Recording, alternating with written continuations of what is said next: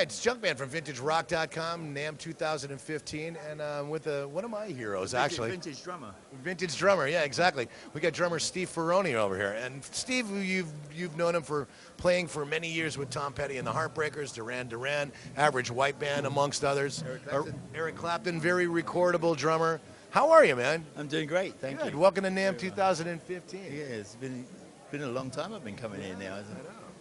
Somebody told me that I was at a thing that today it was a bunch of us get together and they said it's been 15 years since we had, and I remember being at the first time that they had this meeting. This is my 32nd NAMM, dude. I can't believe it. But you don't look that old. No, well, you look about like 30. At sometimes I do. Your body of work, man, it's just been so amazing. I mean, how do you keep up this pace? You know, I mean, working with Tom Petty, who's always been like a guy he's a road dog, and you know, he's one of those guys that's very meticulous. He's got a name for himself. How does that all work with you with working with Tom? Well, you know, we go out. We don't really work that much, you know. I mean, we work, but when you do a tour, you're out for a while. Correct? Yeah, but he works very smart. I mean, we work maybe I think it's like 3 or 4 weeks, and then we go home for a week, and then we sort of get our breath back and then go back out. Keep yourself from getting burnt out. We don't get tired of it, and we travel very well, and we stay in great hotels, and Tom's work schedule is structured so that the band can always play, because he doesn't want to go out and cruise. Right. He wants us to go out and perform. So we get you know, we work 2 days maximum, and then we have a day off, sometimes 2 days, and to get ourselves back. With the set list constantly changing too. I mean, you guys are constantly adding things. Huh? He always gets like a basic set, and then he'll pop in like another couple, some alternates every once. And sometimes it's always fun when he just suddenly decides to go away from the set completely, because you never know when he's going to come back. Right. You know, now you're with Gretsch Drums here. Tell us about your relationship with Gretsch. Well, I started with Gretsch Drums back in Average White Band days. Which was early 70s. Yeah, that was 74, 75, and I stayed with them for the longest time.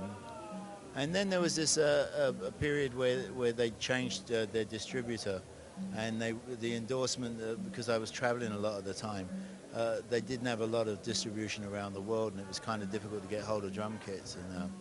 And I spoke to Jeff Porcaro, and he said, look, use your Gretches for recording, and you know, go and speak to the guys at Paul. So I was with Paul for about 22 years, and then Fred and Dinah bought back the company, and I always had a great relationship with them. And then one day I just sort of made a decision. Well, what was it that I really wanted to play? And I loved the sound of Gretsch. Your favorite sounding drum? Yeah. And you know, I'm not taking anything away from Pearl at all. So they make really great product. But there's something special about a Gretsch sound. It's like an old friend. Yes, absolutely. And they sort of move to you. They have a personality. Each drummer that plays them, those drums move and they become yours. It becomes your sound. And I think that's part of what the great Gretsch sound is that it enhances the sound of the individual. Absolutely. Yeah. Absolutely. For everybody that I know that plays a Gretsch kit says the same thing. So that's my kit. That's what it's word. Exactly. That's the Steve Ferrone kit. Yeah. What's going to be 2015? What's going to hold for Steve Ferrone for 2015? You know, I don't know. We worked a lot last year, and we're up for our last album is nominated for a Grammy. Mm-hmm. So whether that means, you know, if we win or if we lose, whether we go out here or if we go out in Europe, or whether we might take this year off, because next year is the 40th anniversary. Right. So you know, it seems like yesterday was the. And you've been with them how many? And you've been with them how many of those years? 20. It'll be 23 years in October since I started working on Wildflowers. Wow. Yeah.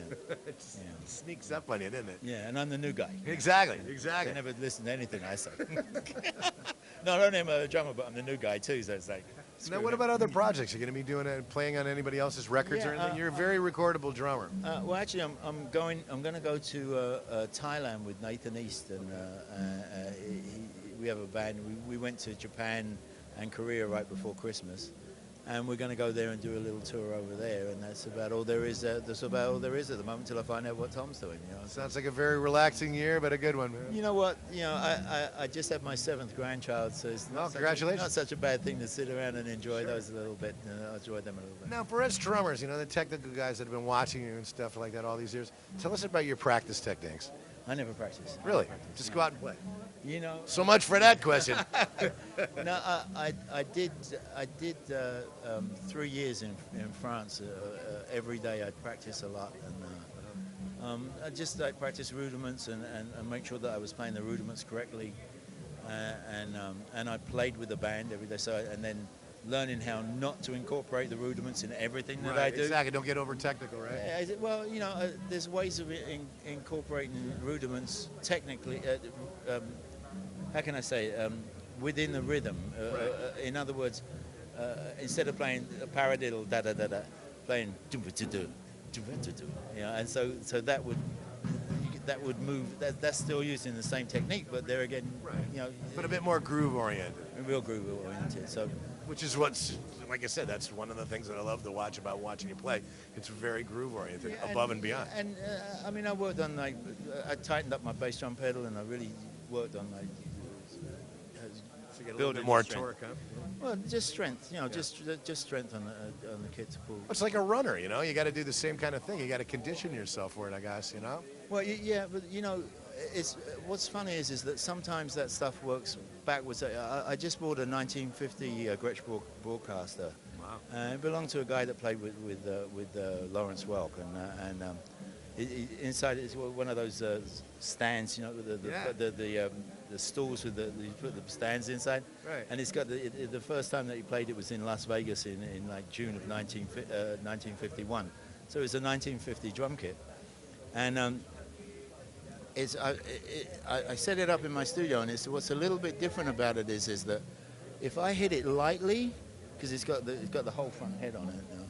If I hit it lightly, it sounds fine. If I stand on it, it doesn't sound right. So there's an adjustment in technique in hitting the bass drum. I have to hit it lighter, and I'm kind of used to standing on a bass drum, so I have to play it differently. And forcing myself to play it differently, I start to play differently. But also probably has a lot of the characteristics from the drummer that played it from back then too. I would imagine. Absolutely, absolutely. And he kind of broke it in like this. So if you're playing it different, it's. But it doesn't have legs on the toms. It sits in a cradle.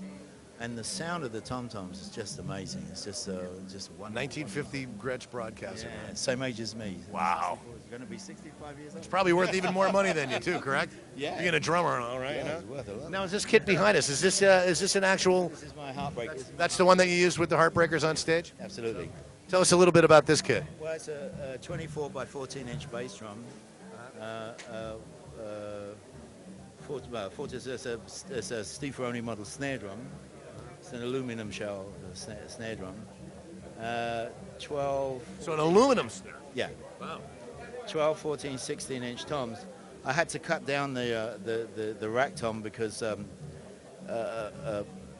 it would sit too high, because I like to have I slung it off of the cymbal stand for years, and it just didn't feel right having it over there. So I got a rack put on there. And So a couple of inches taken off the actual length so of it. So it can sit on there. Otherwise, it was just too high for me to. It's probably cutting into the kick drum too. Yes, absolutely. Yeah, but I get the same response from the drum, same depth. Sounds wonderful. But Paul Cooper, the master drum builder, he put that together for me. It's Cadillac green, 1957 Cadillac green, I believe. And when they asked me what color I wanted, I went into their old catalog and I saw Max Roach standing next to one. That's the one. I said, that's the It's one. good enough for Max. It's good enough for Steve. Yeah, absolutely, he's one of my heroes. Yeah. As well. Well, dude, Steve, I appreciate you talking with us at VintageRock.com. Really looking forward to seeing you come out and play live again, man. Absolutely. Come see me when we play live. I promise you will. I'll tell you what kind of underpants Tom Petty's wearing. Well, yeah, inquiring minds want to know. You know? He's wearing boxers. You know what? While we're on that subject, dude, tell us about like some quirks of working with Tom on the road. He's an interesting character. Everybody knows what an interesting character. Tell us just something about like being on the road with Tom Petty that a lot of people would not know. Well, besides the underwear thing. No, I got to tell you, is the band is pretty. It's pretty a calm band. We don't really do too much. The Wild and Crazy days are over, you know. They weren't. I don't know if they were ever really around. You know, when I joined the band, like I say, 20 years ago, things really haven't changed that much. You know, the band pretty much. It's a special relationship in the band in that we kind of stay separate. We get together every once in a while, but we all seem to live our own lives out on the road, and then once in a while we run and Scott, we go out and have a cup of coffee. Like I said, you're not 25 years old. You're not wild and crazy anymore. You're there for the music. We don't go to clubs. I mean, if you want to get the band excited, then and get them to go and do something, is to find a shop that's got vintage equipment.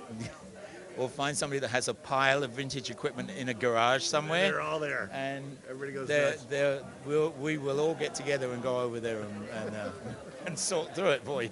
Well, thanks for sharing everything, man. With us, Anna. Steve Ferrone, guitar player, or drummer extraordinaire. And, guitarist? You call me a guitarist? Well, oh my God. That's a Freudian slip. We were talking about a guitar. That's my Freudian slip. So, nonetheless, Steve Ferrone, drummer extraordinaire. Happy 2015 and have a great NAMM. Sure, absolutely. Again, thanks for hanging with us. Stick around just for a second. Junkman 2015 NAMM, again, for vintagerock.com. So, at the Gretsch booth.